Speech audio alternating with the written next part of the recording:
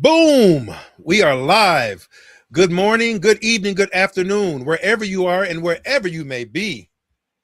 My name is Samuel Davis III, and I am the host of Uplift Our Community podcast, powered by Bridge Visions. Let's go ahead and say the quiet part out loud, y'all. Some of us aren't just shaped by our past, we're addicted to it. Addicted to the pain, addicted to the identity it gave us, addicted to being the one who was wronged, overlooked, or misunderstood. Because as long as that story stays alive, we never have to fully face who we are without it. And that's where it gets uncomfortable. Healing sounds good until it means giving up the version of yourself that your pain built. So the real question is, are you actually trying to move forward, or are you just telling yourself your story in different ways so you don't have to? Today's conversation, the stories we carry, isn't about what happened to you. It's about what you keep choosing to carry and what it's quietly costing you. When I was thinking about this subject, I was thinking about things that I carried with me a lot. And that's why I said, you know what, this would be the perfect conversation to bring up to the group. I used to, growing up, I used to love watching Charlie Brown. Used to love watching him and the cartoons when it would come on, when it would come on TV. We'd all get around the TV set, and I was always in trouble at that time. I was always getting in trouble. I was the mischievous one in my family. So when Charlie Brown was getting in trouble, it was like me.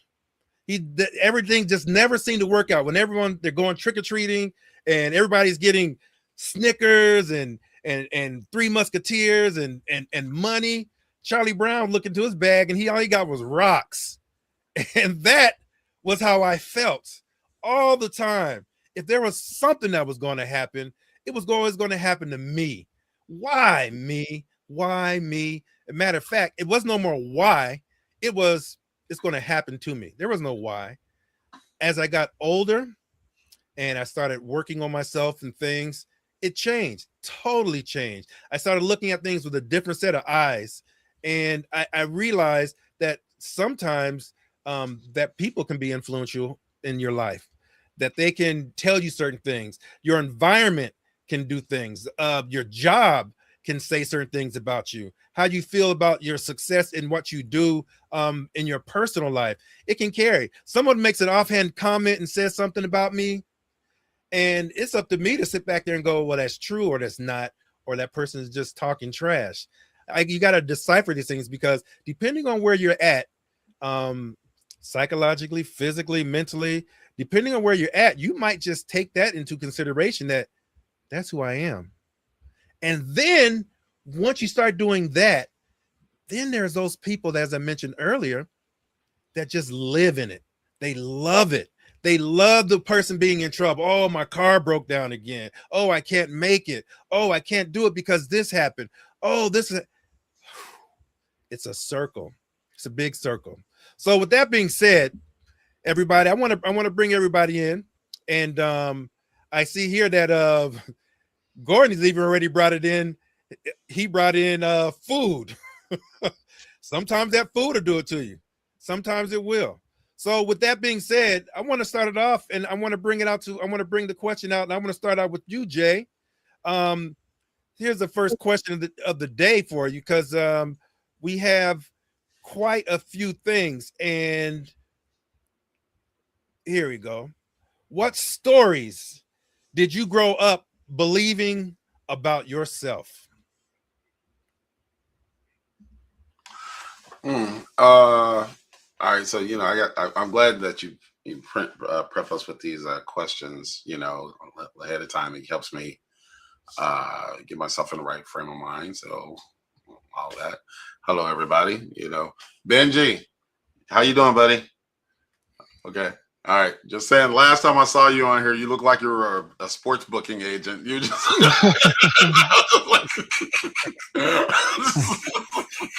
It was just my way of saying I missed you. It's all good. Okay, all right. So, well, you know what? I guess I was a awkward kid, eyeball. Nerds before nerds were cool. So I was prone to the bullying. At a point in time. Bullying? Yes, bullying. Mm. So it was just like you have the cool kids or what have you. They would say, just talk. You know how cruel kids can be. They would say this and that, and you start getting in your head. Oh, am I this way? Am I, will I never be able to go out? Will I never be able to do this? Or do I, And it was horrible. It was horrible. Mm. And the deal is, this is junior high or so to freshman sophomore year of high school, and I was lucky. When the growth spurt kicked in. So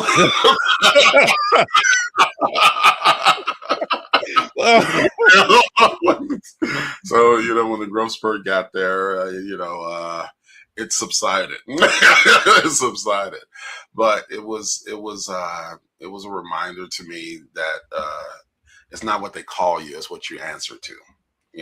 Of course, Okay. So that was important to me, making sure that I define that narrative. So I wasn't weak. I wasn't, was defining whatever that cool was, what have you. I didn't have to be that. I embrace my weirdness and all that. I embrace being unique, and when you get older, you get fortunate enough to find your own tribe. You find other people that are so into tech and so into this and all that. And it makes, you just haven't found your tribe yet, so. Yeah, so I think I answered the question, but Well, I kind of wonder, what stories did you tell about yourself, though? What did out of all the stuff that those people talked about you before you hit that growth spurt, when you were a wee little lad, what did you tell yourself? What did you say about yourself? I mean, how did you? And maybe it might be different for everybody, but I'm just wondering, what did you believe about yourself before the growth spurt? Well, I grew up in a single parent household. Okay. So I was always, quote unquote, the man of the house, ever since I can remember. So with that being said, I wind up putting a lot of pressures on me.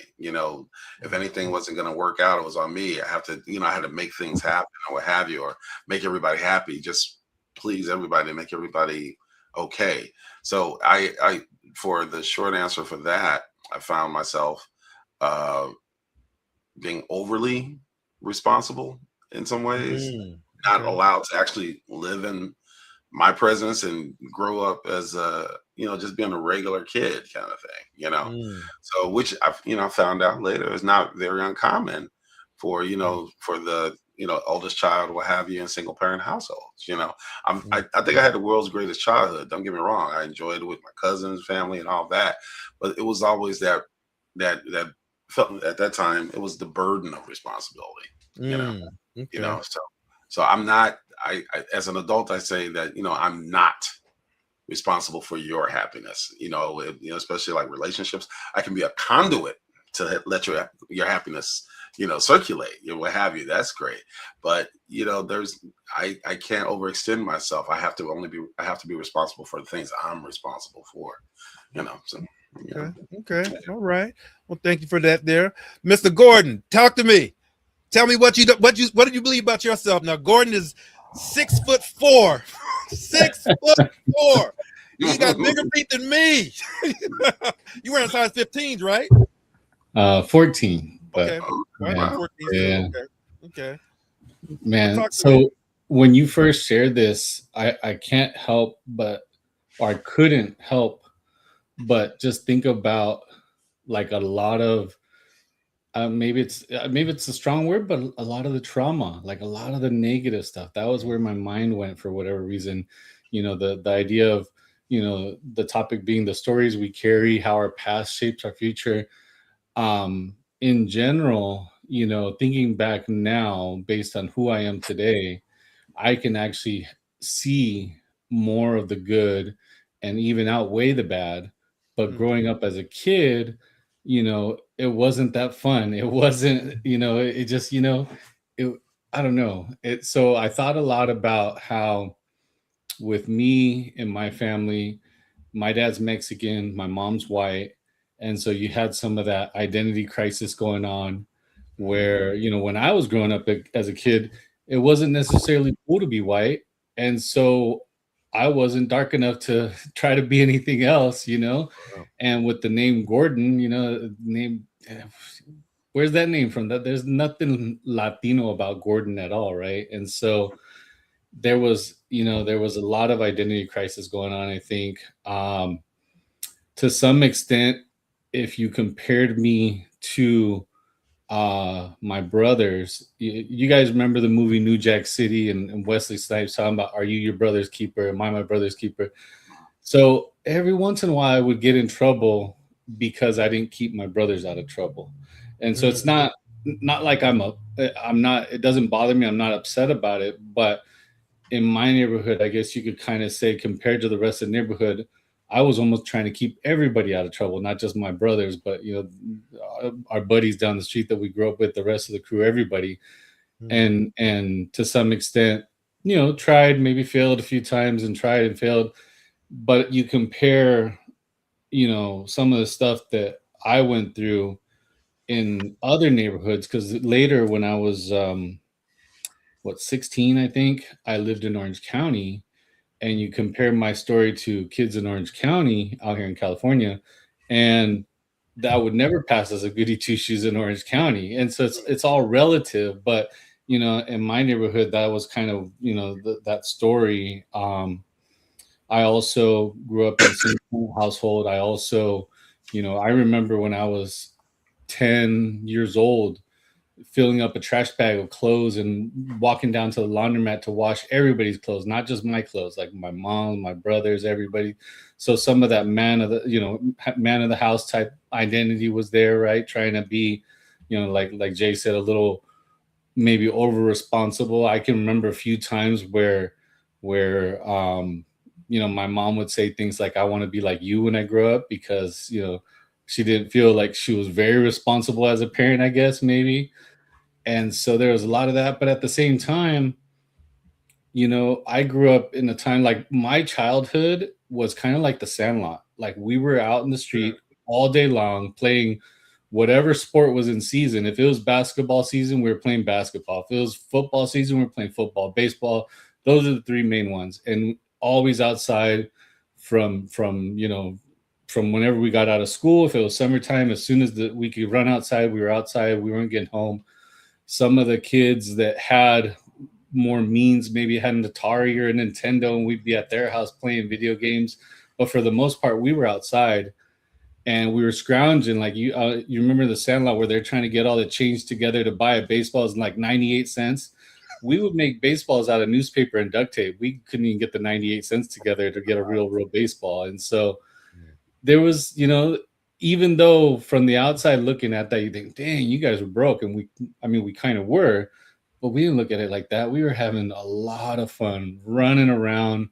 I mean, I often tell my wife about, the places that I went on my skateboard, on my bicycle when I was 10, 11, 12 years old.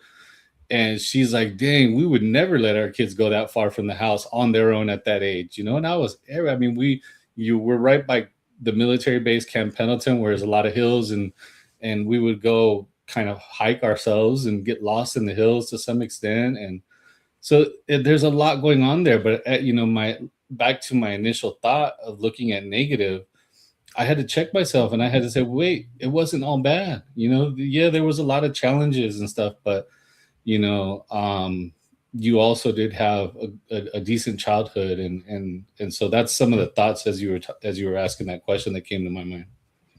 Okay. Benji, with the Gordon says he felt like he was kind of like the man of the house. He was kind of like the protector. That's what Gordon felt he was back in the day. That's what story he believed in himself. Now, you came from a whole different background, and you're talking about well, I guess you were born, where were you born at? And then coming here. So your transition was, I can imagine, is a heck of a story. So please Yeah, tell us yeah. this. Actually, I was born in Laos, which is Okay. like just north of Thailand. So I actually was born in a communist country. So that was actually a bit difficult thing to come through. But honestly, I didn't think too much about of being a kid because I grew up so quickly, right? I grew up in the jungle. I went to West Texas. It was no different. It was just adjustment, Hold you up know. now. Hold So on, hold on, hold on, hold on, right, hold on. it's You can't say you just went from the jungle to West Texas now. There's got to yeah, be a it's transition. There's got to be a mindset. You came in nah. like you went to the jungle to Texas. You came in like, Yeah, I mean, there had to be something. the jungle and the thing, it's the same thing. It's just the awareness. I knew what the awareness is. I knew what I have to do to survive and grow and thrive. And that's the thing that I always been able to do, right? So the kid doesn't really bother me. The kids around me, they knew exactly what I am. But I was blessed with a lot of things. One, I was pretty intelligent. Two, I was a really great athlete for being small, and I was quick and I fast. I can get to anybody, but ultimately, I'm able to negotiate everything with everybody. Right? Those are the key things. The hardest thing for me growing up was actually my parents, right? That was the hard thing. But everybody else outside of my parents see that, right? They see the ability to do all those things. But but for me, uh, jungle, street, city, they're all the same. You just gotta know the board and you play the board. Now, some people are born to create the board. I knew from the very beginning I was not one of those people. I knew that if I know the board, I can play the board. It's just getting to know what that game is. It's different, right? So no different than that. That's really come down to. Once I got to business, it's the same thing. It's almost identical to each other. Did So, you? there you go. Oh, sorry. Mhm. Go ahead. I was like, so to my understanding, Yeah. you're a Laotian kid Mhm. running, moving to West Texas. You didn't have any issues for as your identity, being Mm, American or mm, culture mm. issues, or anything. Not really. Not Wow. really, because Good. because kids are kids, right? Like we have the same like we take care of each other, right? That's the thing. I was 10 years old when I got here, and everybody was about, you know, like everybody was the same. We were all kind of like brown skin. I was the only two family Asian family, and at the time I was a base. And the American though is they don't understand. Now West Texas is a little different. They don't understand. They'll get into it, but when it comes down to it, it's West Texas, and it's like a desert. There's some point you put away the differences and help each other. Because you get stranded out there in the middle of nowhere, you need help. We'll fight later. Let's just get out of here right now, right? That's how the attitude is, right? That's rattlesnake, all that. The original West Texas, I mean, we have our differences with the neighbors and stuff, but ultimately, if that things that we need to do, we'll settle it later, right? These are things that was, back in the 70s and 80s was different. We were like that. The 90 kids was different. Like they have a lot more difficult time than I did, right? Because my family, especially my adopted family, in a sense, Hispanic, they had a hard time out there too. Things like that. But Mm. I'll be honest with you. The the way the culture is now, I think it's more biased than it was before, more racist than it was before. Things like that. When I got to the United States, I couldn't speak or write or anything at all. Right? They put me into like a class, and I was able to catch up and things like that. There's a teacher that does it, but nobody comes. Oh, he was the dumb person. But even like with the slow people, they don't go around them. They don't really care. We were just kids, right? Here they would make fun of that. Like this generation would make fun of that. Then there would be issue and things like that. But no, that's what I'm saying. I think like the culture wise, it's just a little different back then. We were more innocent. Like like like just simple fact. I had no idea at the time when I left West Texas there were gays. I didn't know what that was. I left There West were what? gays, gays family, same sex couple. I have no idea. I have no clue, right? So so here I am traveling, and I'm in San Francisco. I'm like, what the heck? First time I see two guy kissing, I'm like, oh, So that's possible. Things like that. But there's also, and then I went to like North Carolina, and then I saw the mixed couple, first mixed marriages, and couple, mixed marriages. I'm like, oh, so that's possible, right? So things like that for me was like actually distinct. It was really unique. You never see stuff like that in Asia, not openly the way it is here, right? Things like that. So I Mm. didn't have that issue. I had issue with my mom and my dad more than anything else, my parents, stuff like that. And so my dad came to be my protector, from me against my mom. That was a big thing. Okay. Well, Benji, I will say this right now on behalf of all of us here. Man, you had a great life, bruh. Because I let me did. tell you something. Growing up and coming here to the United States and not speaking English, Yeah. and West Texas must have been a really, really nice place, because I'm telling you right now, I know I tease people who didn't speak English sometimes. Yeah. I Yeah. went through the growth spurt as Jerome. I lived in Japan at one point, Yeah. I was the tallest dude around, at 13. You could have Yeah. conquered the country on the weekend there. Yeah. Well, I So, mean, those boys are big. The West Texas boys are big. It's just that I think they understand that, like, we're different, but the thing was different with the school. The teacher were willing to help, right? It's not like now where that, oh my gosh, you came from wherever, like we don't have time for you and all that. But when I got to school, the state and religion was not separated, right? We were still saying prayer in school and things like that, right? So things like that was still normal then, right? So, but even in Asia, it was like that, because most of the place I go in Asia, you go to school and church is right next door. It's kind of like how that worked. So that was now it's different completely, right? Because there's a separation of state and religion. It's a big deal, right? I'm not saying good or bad. I'm not a big, religious thing, but I know because I grew up in the temple, I believe in God, but that's God, not religion, right? It's God. Buddhism is not a religion; it's a practice, right? It's like Tai Chi, like karate and things like that. People just don't get that. So that's the difference. And I also have this real, like, me, like, I got this persona. If I'm not gonna talk to you, I'm not gonna talk to you. You're not gonna make me. It's one of those things. Like, when I decide to talk, I will talk, right? Because I came from a place that I was so restricted in expression, right? So when people like try to limit my expression, then I get really upset and I fight really, really hard, right? It's because that freedom of like expression here that we have, it's a big deal. Freedom of speech here is a big deal. In the other part of the world, we don't have that. It doesn't mean that you use it incorrectly, meaning that you're hurting people, things like that. That's easy to do. That's ego to do. But how do you use that, from a soul perspective, from a soul growth? That's a tougher lesson in life, right? So yeah, I got lucky in that part. So I got a really good teacher, really good teacher. Yeah, So you've been blessed. I would say that. I want to kind of go back with something that Gordon brought up earlier as he was talking, and that kind of leads on to our next question here. Right here is, what role does trauma play in this identity? Now, there was that period of point, Jerome, Jay, he mentioned that he went from that growth spurt period. And then things changed. Gordon mentioned that when he was out hanging out in the streets, he was finding out that he was the one that was kind of the protector of people. Sometimes being a protector can get you in a lot of trouble. Some people don't like that. They don't want nobody doing anything for me, to me, or near me. So I'm curious. For me, trauma for me, how did it play a role for me? What it did for me was, as I told you, I was always Charlie Brown, and I immediately went to the negative. Just immediately. It was like no matter what would happen, I would always go to the negative.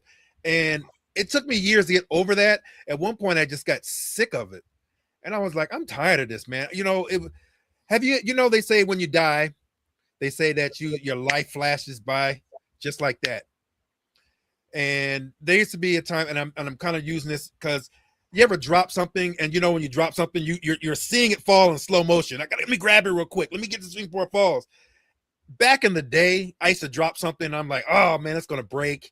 oh, it's going to land. The cupcake's going to be on the frosting upside down. It's going to fall down negatively. It was never going to work out for me, right? And I don't know, maybe about 8 to 10 years ago, after I started working on myself, I started thinking positive. I'm gonna grab that. It's not gonna fall down. It's not gonna break. I started thinking in a whole lot different terms about myself based upon what I didn't like and what I was going through. I don't know if that makes sense to any of you guys at all, but for me, it was something that I paid attention to for myself, and I made I made that play, and I'm using trauma and with the dropping things for me, but that was a big thing in my head. I was always been a person that's been in my head, so I always think about little things and how I carry myself and what I'm doing and how it's affecting, and sometimes those things can just overtake who you are, and you don't even get an opportunity because you're dragging your own self down because you're messed up and you're not thinking right. So that was my question. I want to kind of go with you, Jay, because I'm gonna ask you after this, Gordon, because Gordon had brought it up. But what does trauma play in identity? It's interesting. I had this conversation with some family a little while ago, and and they were basically saying how much happier they will be if nothing ever bad happened in their life. And I said, well, I disagree. When it comes to your pain, when it comes to the negative, when it comes to trauma, it helps mold your personality. How do you handle adversity? How do you handle, what do you do? What is truly perseverance for you when things don't go your way? I remember, this is a great example. They said that, sometimes in the prehistoric times and mental institutions, they would just lock people, barbarically in chains in these asylums. And it was just absolutely horrible. But it was just one story where they said, well, they had a person who was chained up. They were just smiling and laughing, and they were just whatever we consider perception. It seemed they were blissfully unaware of what the circumstances they were on. That was bliss. Okay. The last thing you want is bliss. Okay. You want to have an informed stance on where you are. Okay. So that's where you want to be able to say, okay, yes, this happened to me as a child. Yes, this happened to me in college. Yes, this happened to me, at work or what have you. But it's an opportunity to take that pain and make yourself greater. Okay. It's always a test. It's always a test. Even if you don't think you're getting graded or what have you, you are, because the fact of the matter is that the same thing that knocked you down that made you great or push you to the next level, for another person, it may be in their mind the end of their life. I recently had a neighbor. We didn't know how sad he was, what kind of issues he had. He committed suicide. Okay. And it's like nobody knew what pain he was, because you looked at him, you thought, okay, he seems like he's happy and so on and so forth. But that could be more of an extension of some psychological issues that weren't addressed. But that's on that far side. But as where I see trauma, to sum it all up, it's the Latin statement. It says "amor fati," and it is basically when you embrace everything that happens to you in life, everything, to help make you you. If you truly appreciate yourself, you have to appreciate the ups and the downs that got you to that point. Okay. That's part of the journey. That's part of the journey. Okay. Well, that was good. The thing is, I worked in a prison, and there was a lot of identity politics in the prison system. There was a lot of them. There was a guy who just got in trouble, and he robbed the bank, and he's thinking now that he's just a bad guy now for the rest of his life, and he can't get it out because he's in prison now, and now I'm amongst all these other prisoners, and I'm a bad guy too. And what happens is, unfortunately, some of those guys get involved in the prison, and they become and they believe that that's now their new identity. You make one mistake, get caught and go to prison, doesn't mean that that's who you are for the rest of your life. And they carry these identities with them lots of times because they never had structure and had no one to tell them anything. You got something to say? Yeah, well, see, that's more that's more of a reflection of that person, for their spirit.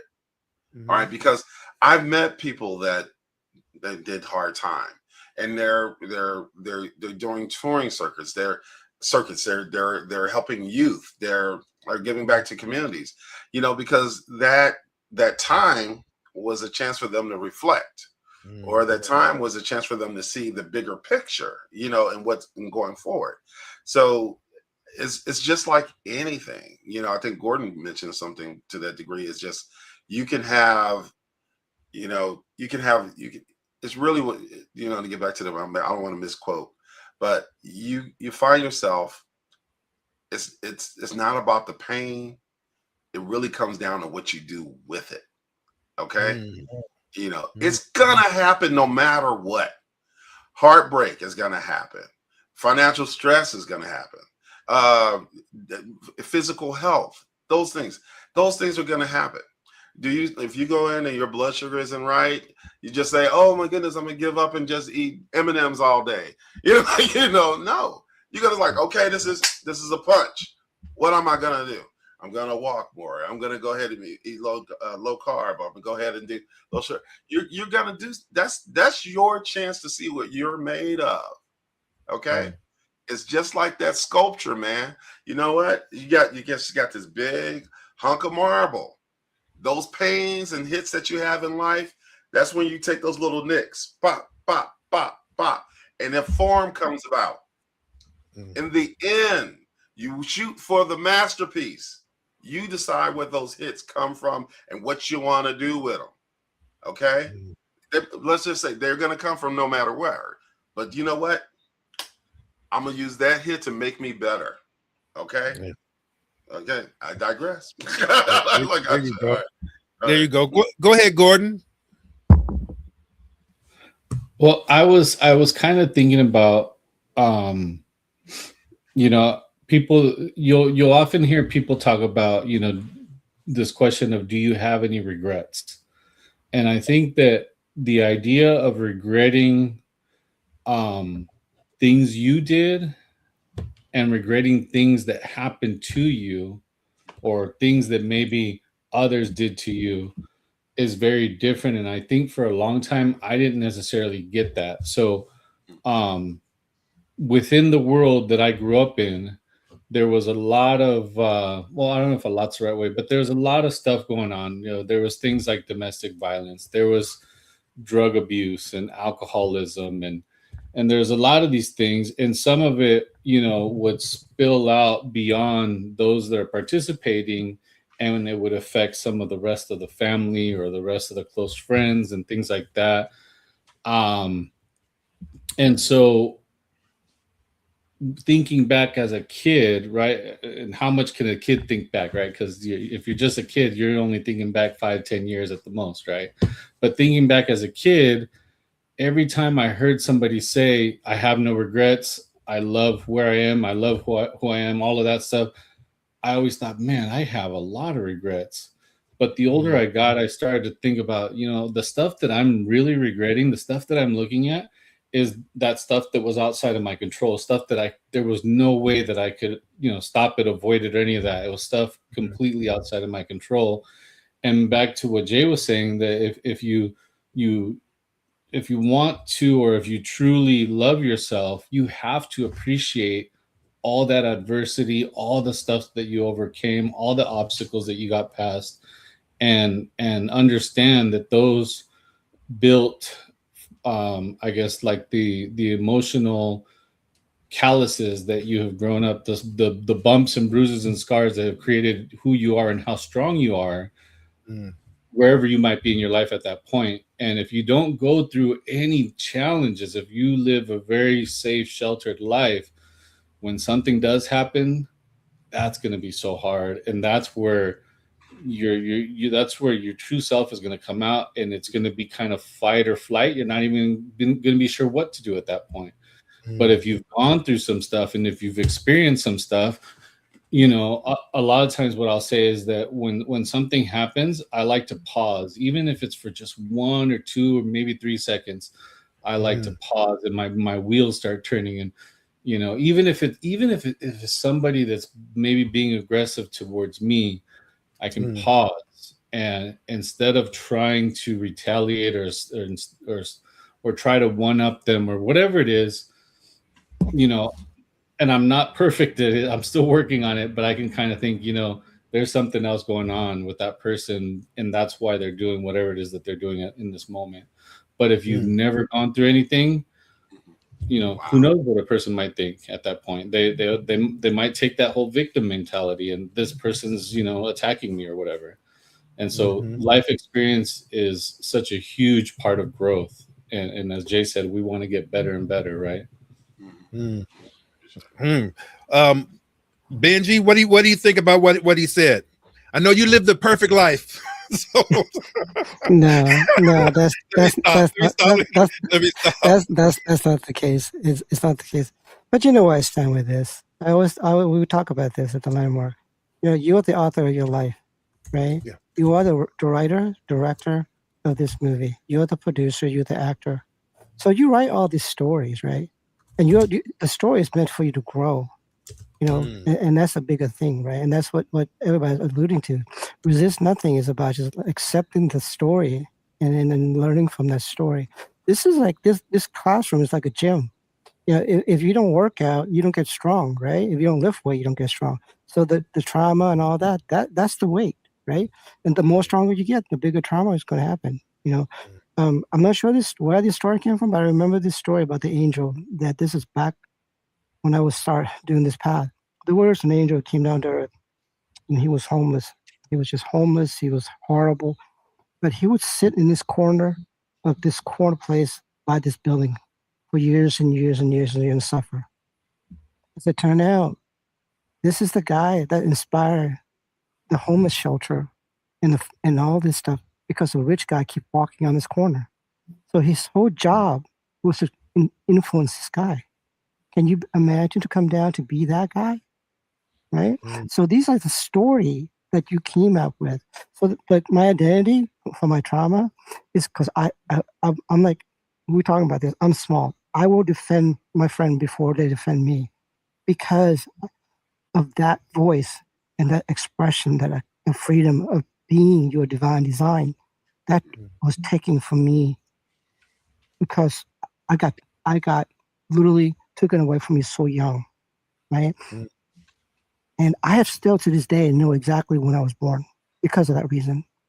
To this day, I don't exactly know what my birth name is, except for what they told me. Because of that, that's why I have never truly understand exactly, you know, what that. And I also realized too, I can change that story as well too, and that's a part of it. So as you become the author and more of that, like kind of embrace that, resist nothing, being able to accept your story that you're the one who wrote the story. You know, I wrote that, the story about my mom and stuff. And she had to be an amazing angel to accept that story, right? Because she knew what she got to go through, right? So that part to me was a big deal. That was a gift from Landmark to me. Okay.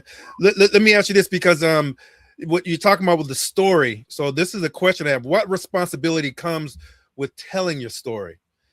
Telling your story. Now, this to me is part of clearing up everything. At this point, you are actually acknowledging that there is something going on, and you know it's happening. So what responsibility comes? First off, for me, it's the acknowledgement and the acceptance of your situation. I know my situation now. This is the way it is. Now, the responsibility of it is now I can actually take this and we can have conversations like this. This is the responsible aspect of it. I can have conversation with you guys and we can talk about these things and we can grow from it. We can learn how you shut out certain things and how, well, I didn't think about shutting it out like that. Wow. Okay. Now that's a level of responsibility that comes with opening up and speaking with that story. Anybody else have any other comment on that? Brutal honesty. Brutal, absolutely brutal honesty. If you do not let yourself be open to how you truly feel and what the experience truly was, you're missing the point in whatever that lesson is supposed to be. You know, you're not going to be perfect. You're not going to walk away from every situation doing the absolute right thing. Okay, that's humanity. That's what we do. We're learning creatures. You know, some take a more direct approach to it, some more laissez-faire. But the deal is that, you know, I've had conversations with people who, you know, they'll tell me some of this crazy experience that happened to them, this and that. And I'm looking at them and I'm like, you're the villain in this story. You're the villain. You know, that's just, you know, you don't do that to people. You know, they have this narcissistic perception, and they walk away with the wrong lesson. Okay. And I'm seeing people like, well, nobody talks to me. Nobody do that. You always lead with negativity. You always lead with, you know, the worst possible scenario. Who wants to keep addressing that? You know, and it's just like, maybe it's an opportunity for you to look at yourself. But, you know, I'm just going to go back to that same point. You have to be brutally honest in those life lessons, because I don't hold any regret in learning a lesson, quote unquote, late. I hold it and not learning at all. Okay. I'd rather get it at 40 than going to my grave just doing the wrong thing and hurting the people that I love. Okay. What have you. And my daughter asked me once, she said, you know, do you have any regrets as a father? And I said, hell yeah. Let's say, why? I said, I don't think if you truly try your best at something, that you don't look at your moves over and over in different lights. And you're going to say, maybe I should have did this. Maybe I should have did that. Okay. Because it means so much to you. Okay. So yeah, you know, we maybe could have did more time at this place, or I could have did more of this, you know, even if y'all read to my daughter every night, you know, maybe I should have read one more story, you know, that kind of thing, you know. But you have to, anything that you truly care about, you truly love, and you put yourself into, you're gonna have to, you step outside yourself and say what I could have did and how can I even be better at it. That's that's part of love, you know. That's part of love. You know? Yep. Gordon. Man, that part about the dad, that's something that's big for me. So my wife and I have 4 boys. My oldest is 25 and my youngest is 12. And so there's a wide range there, right? And so I always tell them that I'm a much better dad to the 12-year-old than I was to the 25-year-old. And that's because I'm trying to continue to get better, you know, because like I constantly look back at you know, experiences with my oldest when he was younger, and not that I was a terrible dad.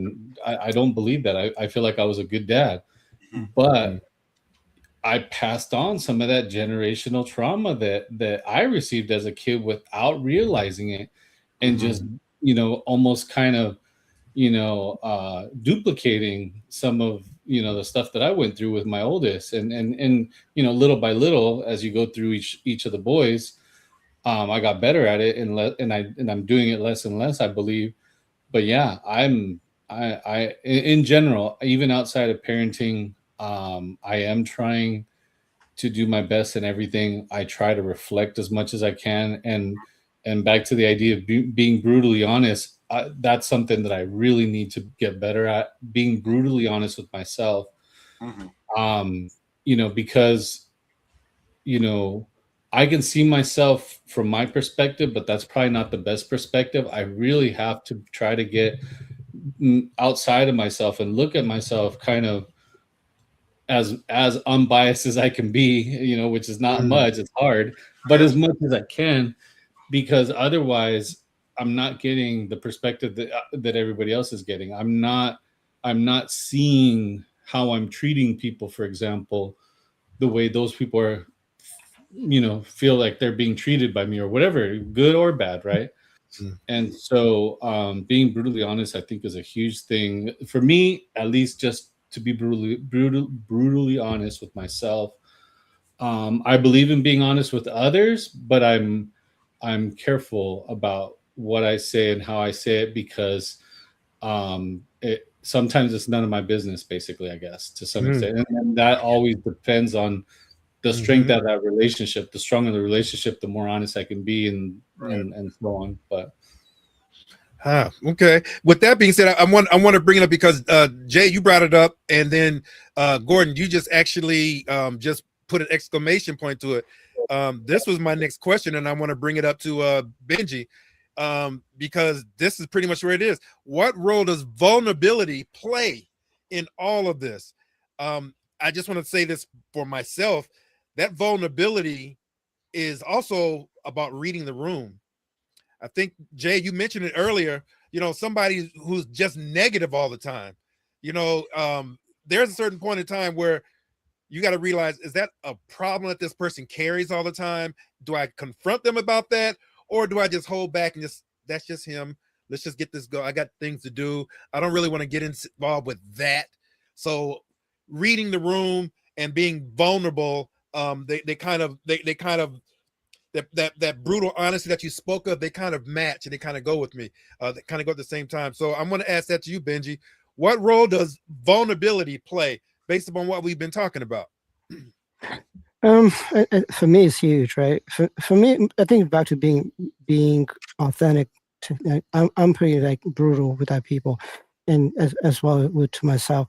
I could be a lot more honest, and that's a tough thing. That's all life is about being truthfully honest with yourself. You know, things like that. That's hard. That's why we're here, and that's why I think that's part of the lesson. But the reason, like, I do well with people and things like that, I'm pretty transparent. This is back to the same thing. Everybody know that if I don't dig you, I don't dig you. Absolutely don't care about it. And if I dig you, I dig you, and things like that. It's simple. And part of it is I'm about like, how do you add value, not just to me, but to the world in general. If you're going to be a parasite, get away from me. These are things I'm brutally honest about. So being vulnerable like that. So let me even like put that in a context about me having a perfect life, and I'll share this vulnerability with you. Like most of my circle know this. This is why they worry about me all the time. I am really emotional in things. I absolutely will like go at full steam at anybody. They're so fearful that I won't wake up the next day. This is from the age of 12, 13. Every day they worry about that. And every day I have to remind myself, I need to be here. So I was supposed to be the first to go because of that, right? And then Glenn went away, right? So you remember that movie Living in Las Vegas by Nicolas Cage, where he was drinking himself to death, and I was living my life like that for a long time because I knew at some point, you know, it's like for me, being here on earth was just brutally painful for me, right? And so these are things that's my friend know that, and always knew that they always ask, how you feeling today? You know, these are things that's why we call friends, right? The business people doesn't care. They want to squeeze as much from me as possible, you know, and that's why one day say, hey, I heard you fell down the stair, which I fell down the stair this on Wednesday. Are you okay? And I can tell by the tone they're not sincere about it. They want something from me, which was my status report, right? I'm like, I got you. The things like that, you know, I can tell that that's the vulnerability. Sam, you mentioned about reading the room. I know exactly what you are. So now, as I got older, I realized, you know what? I'm not going to take that personally. I'm going to give them the status report. I'm going to move on. Don't waste my energy. If I was 20, 30, that'll be, yeah, it's different. that's the age difference, right? But that's the vulnerability itself, right? Like now I get it. But my friends understand me, and that's why I miss a lot of my friends because they're gone, right? But they learned the lesson quicker than I did. So I'm still here doing the homework. So these are things that I recognize, and I appreciate the fact that, and and these are things that I'm going to have to. Not have to, but I want to share onto my kids and grandkids, right? Okay, Jay, what about you? What role does vulnerability play? I see that that it couples with the brutal honesty, and it's very important when you're trying to correct, as Gordon was saying, for his like generational traumas. Okay, I remember the speech, like you hear it on television or in passing, what have you. It's always that parent saying, "I did the best I could with what I had," and it's a truth to that. It's an absolute truth to that. Well, it depends on the people. It's a truth to that, because you have the resources. Some of your demons or what have you're really not even aware of. Especially gentlemen, as far as our age are concerned, we Generation X or what have you, we were hardcore, like dig it, I mean, shoot, you had a drinking habit and married and divorced by 12, so we had so the latchkey kids, we were tough kids, but you have to account for generational stuff, and you just that like my daughter, oh, she's spoiled rotten. I love her, but she's spoiled rotten. And those are times that, we work on, for as like financial discipline and so on and so forth. And, young girls, and she just didn't want to hear all those lessons. But the part was telling her was, I don't want you to be quote unquote good as me. I want you to be better. Okay. I want you to be better. I share these truths with you. I'm vulnerable with you.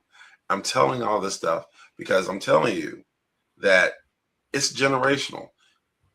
Learn from my mistakes, whatever you can. Go, because some of those, it is a nature versus nurture thing. There are some things you put in your kids you don't even know. Okay. And you say if you got a temper, you see that flare in that eye, like this is where you take your time out. This is where you step aside. Yeah. You see a kid and they're gonna spend their last dollar on Zuzus and Wham Whams, and you're like, nope. Okay, remember, this is where you're supposed to put that at 10% over. Those kind of. And it's if you really, and this is something I'm fighting personally, is that I grew up with the sense that you don't tell your kids everything. You really couldn't. It's a grown up world. It's not her responsibility for her to worry about what bills I'm not able to cover right now, or trying to get these extra hours at this job or what have you, or hopefully I can make this happen. That's not a deal. But you find yourself in a position where you want to make sure that your kid knows that it doesn't work out perfectly. Okay. Because they especially when you're trying, as a parent, you're really putting your all into them. They will feel less if they don't feel like they're measuring up to something. They put an impossible standard on there. They don't see the what they say. They don't see the sausage getting made. they don't know what you have to go through to get there. That vulnerability, that honesty. We had this whole conversation what's it, about a few months ago, about the tough choices you have to make. Okay. And it's like, you're not always going to be the popular one. You're not always going to be the life of the party. Sometimes mostly if you want to survive and you want to thrive, you got to think for yourself. Okay. You got to think beyond this day. What kind of legacy you want to have? What do you want them to say behind your back? Okay. There you go. Listen, and I just want to jump in for brevity's sake also, and to get ready to close us out because our time is running short. But with what you just said, this brings up the last question that I had to say. What story are you writing now? You can't sit back there and talk about all this stuff going on without talking about where we're doing and how we're moving forward. So I'm going to take just a brief moment and I'm going to tell you what story I'm writing. And then I'm going to go ask each of you.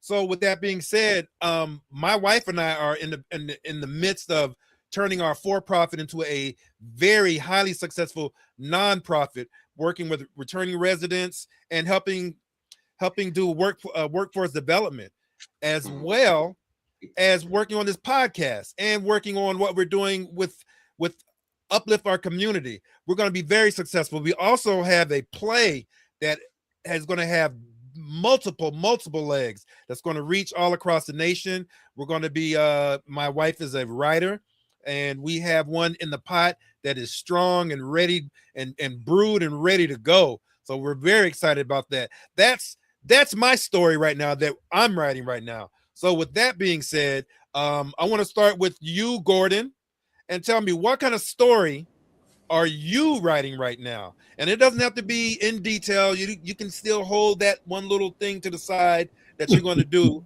But what is your story that you're writing right now of yourself? Man, that's a great question. I think, first of all, in the last 10, 15, 20 years, maybe or so, I am being more proactive and less reactive.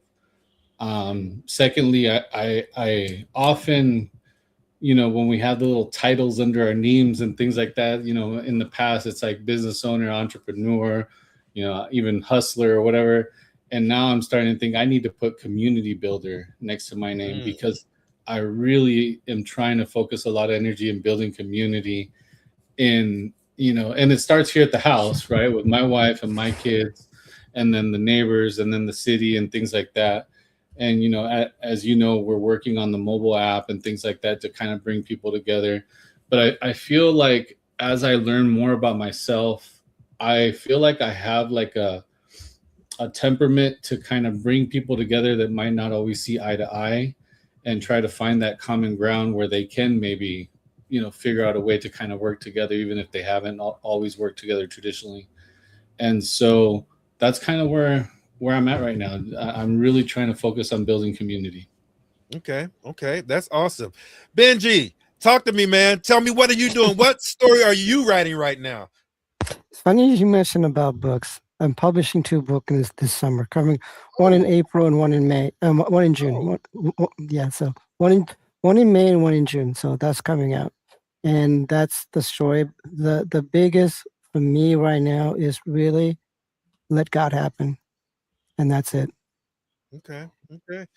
Now, I what about you're still running your marathon, right? Yes, it's a weight issue. I still got to cut off 20 pounds. Yeah, so that's the easy thing. What the idea is, like, I want to like Gordon mentioned, stop feeding the ego so much, like feed the soul. The marathon, the business, and all that, it's just ego stuff. I've done all that already. The thing that come through when I say let God happen, those 2 books came through God, right? So these are the things. Instead of making it happen, this is Tony Robbins, making it happen, let God happen. These are the divine pattern. These are the divine design that was built into me. And that's my job. All right. That's what's up. There we go. Benji, dropping bombs. Next up, Jay. What story are you writing now? Well, I got my mixtape coming out. There you go. Yes. And by the way, you guys are generation. I'm the baby boomer, so my mixtape is definitely disco. I've been very fortunate to be part of a community that are allowing to feed over 3,000 families now, and we do this monthly. And I would like to just add more to that to make it sustainable more so, and be able to reach and help people out in other ways. So that's my focus. Okay. All right. Well, there we go. Y'all, we have went through another hour as came and went. Just to let you know, our app is still in development. We are in beyond beta. It has actually been submitted to Apple right now. If you like to get a chance, go by www.upliftourcommunity.com. Check out our website. We are going to be going live pretty soon, and we're still working on things. We are here on Fridays, just trying to uplift our community. And with that being said, until next time, keep uplifting yourselves, keep uplifting each other, and keep uplifting our community. Thank you.